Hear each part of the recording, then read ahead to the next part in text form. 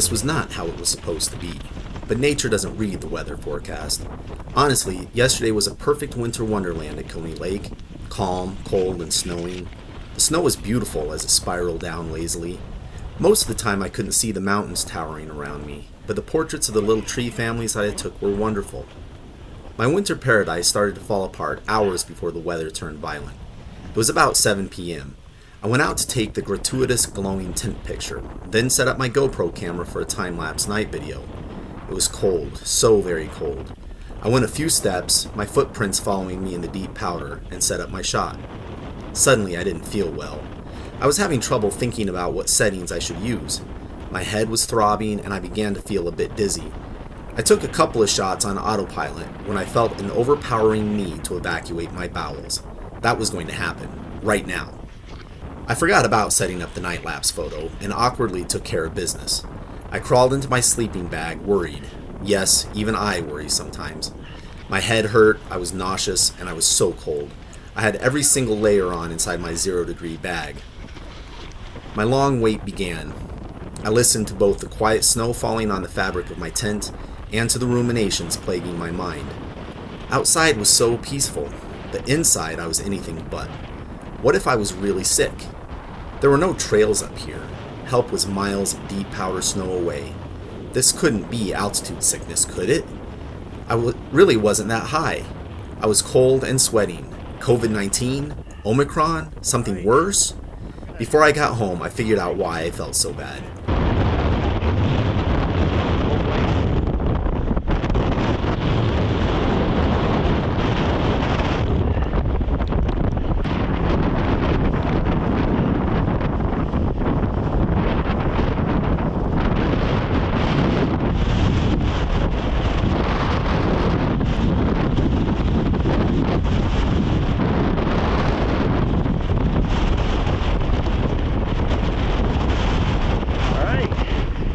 Now it's just a matter of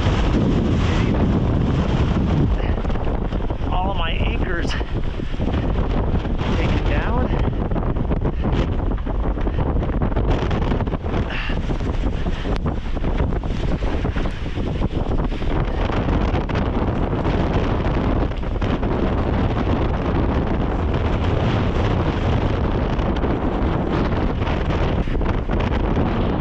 This is probably a better one to tie. That one's connected.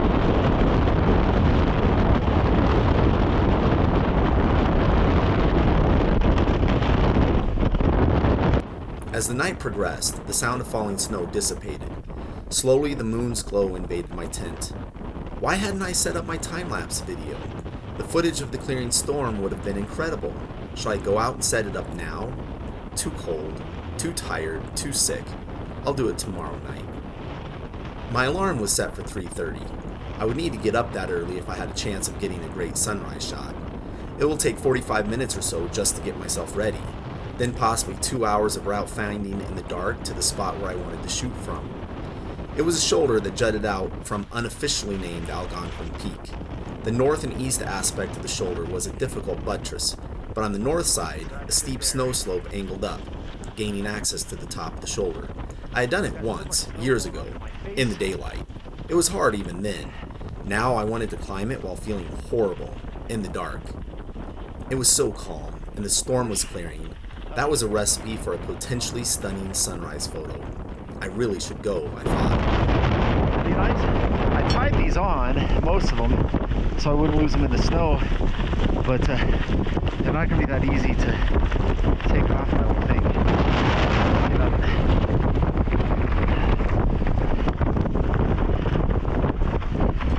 There we go.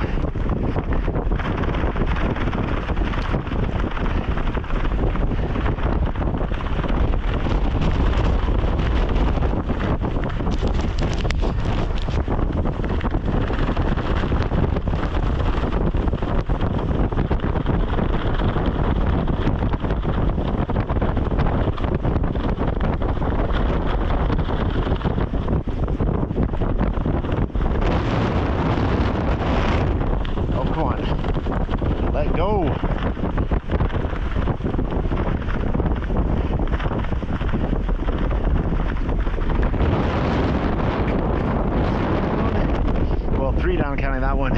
17 to go.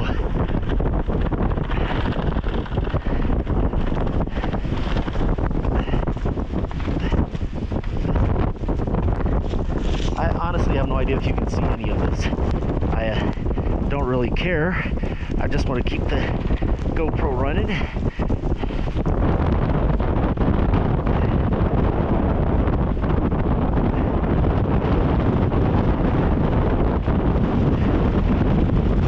Nice. Let's see. I probably should be taking these off the front.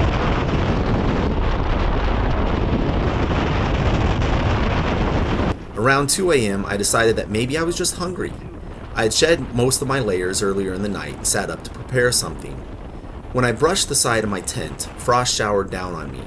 It was condensation from my body heat and breath frozen on the inside of the fabric. I had a little powdered milk and a half cup of dry cereal. I mixed it up and ate slowly. 30 minutes later, I stopped, cereal unfinished. I just couldn't do it. I couldn't eat. But I needed food if I was going to climb to that shoulder in a couple of hours, my mind pestered me.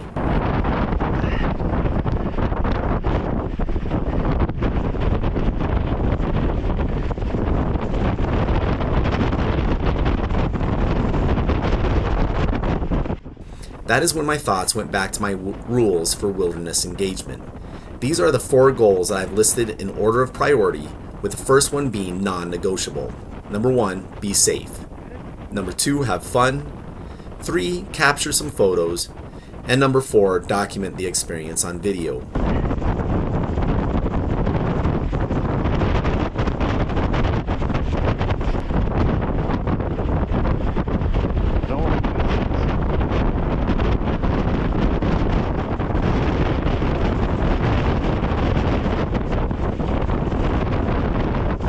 I needed to listen to my body, and it was telling me no.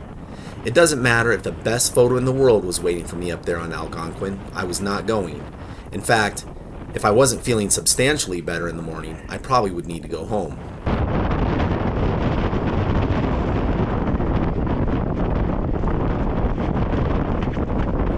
That decided, I rested a little easier for a while. While my mind was calming down, someone opened the door for all the banshees of hell to start howling through the valley. One moment it was perfectly calm, the next felt like I was inside of a hurricane. It was about 4 o'clock in the morning. Now my mind had something new to worry about. Will the tent survive? Will my anchors hold? How long will it blow like this? With the tent shaking, frost continually showered down on everything.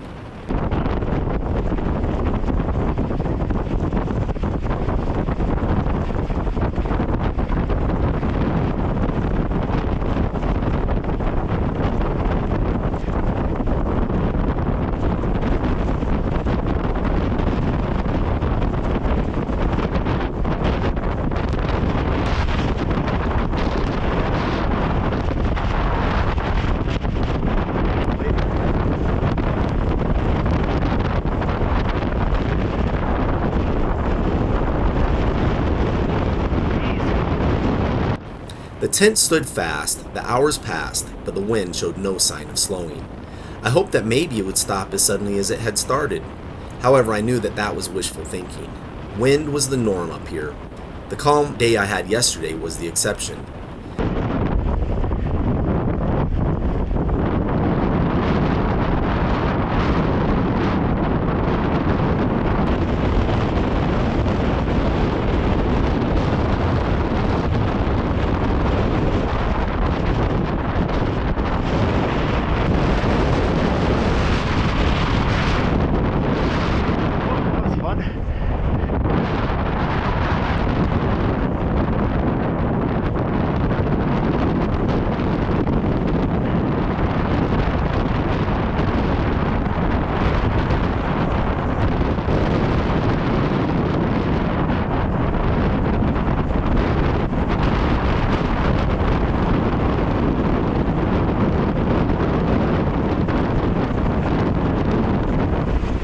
Daylight was a long time coming, and I came to the realization that I would need to cut my trip short.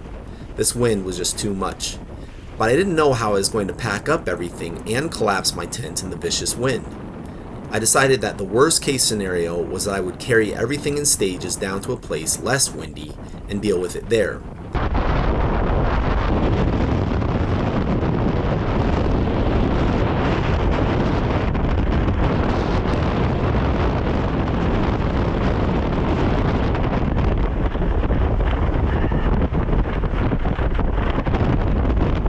But there was a chance I could avoid that. What if, I thought, what if I packed everything tightly inside my pack, leaving the one large external pocket for my tent? If I tied my tent to the backpack, it wouldn't blow away while I collapsed it. I wasn't sure that it would work, but I knew I had to try.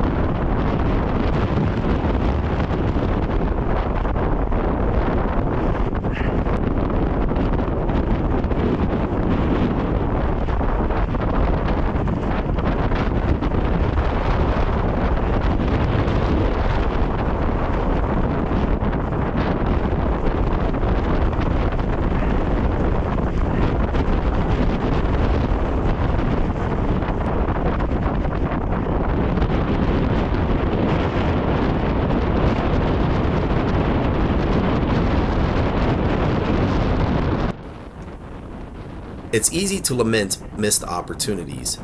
I lost the day in the wilderness. No sunrise or sunset shots. I hardly even took my camera out of the bag. But our lives are filled, overflowing with opportunities. Everything I experienced was an opportunity to live the fullest. While I might not have captured a sunrise, I documented incredible footage of collapsing a tent in a ground blizzard. How much more fun can you have than that? P.S. I think what was making me feel so bad was AMS, or acute mountain sickness. With the rising wind, my physical ailments dissipated. I spend a lot of time higher than where I was camped at Coney Lake, even on overnight trips. But the calm, snowy weather was a significant low-pressure system, effectively making the air pressure feel like I was at a much higher elevation. As the high-pressure system came in with the wind, it made me feel like I was lower in elevation, thus decreasing the symptoms. In typical settings, they call this a barometric headache, and it can include nausea. Low pressure causing AMS is just my theory, but one that makes sense to me. Overall, the wilderness experience never fails to enrich my life. I wouldn't trade this for the world.